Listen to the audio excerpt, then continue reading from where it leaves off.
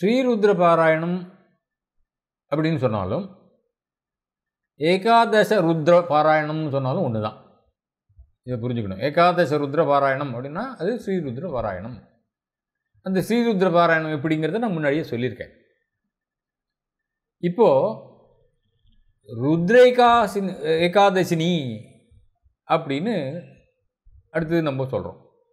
அதாவது முறைகளில் ருத்ரத்தை பாராயணம் பண்ணுறதுல முறைகளில் ஸ்ரீருத்ரம் ஸ்ரீருத்ரேகாதசினி அப்படின்னு சொல்கிறோம். ருத்ரத்தில் ஸ்ரீருத்ரத்தின் 11 மடங்கு அதிகம் கொண்டது இது. ஸ்ரீருத்ரத்தில் நம்ம சொன்னோம் எல்லாமே 11 11 11ங்கிற கணக்கிலே வந்துட்டுருக்கோம். ஏன்னா ருத்ர சப்தத்துக்கு 11ன்னு ஒரு எண்ணிக்கை சொல்லப்படுறதுனால.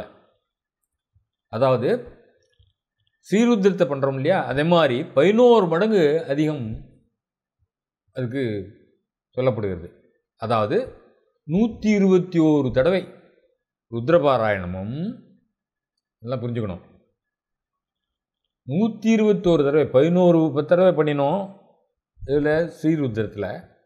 இதில் ஸ்ரீருத்ரம் போல் 11 மடங்குன்னு சொன்னாக்கா என்னாச்சு? அதாவது 121 தடவை ருத்ரபாராயணமும் 11 தடவை சமக பாராயணம் செஞ்சால் அதுக்கு ஸ்ரீ ருத்ரேகாதசினி அப்படின்னு பேர். இதுக்கு இன்னொரு பேர் உண்டு. என்ன பேர் அப்படின்னா லகுருத்ரம்னு பேர். இதுக்கு பேர் என்ன? லகுருத்ரம்.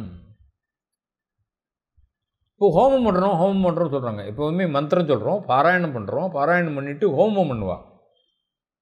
அப்போது எத்தனை தடவை மந்திரத்தை சொல்கிறோமோ அதனுடைய ஒரு பங்கு கணக்கு வச்சுருக்கா. அந்த கணக்கு பிரகாரம் ஹோமம் பண்ணணும்.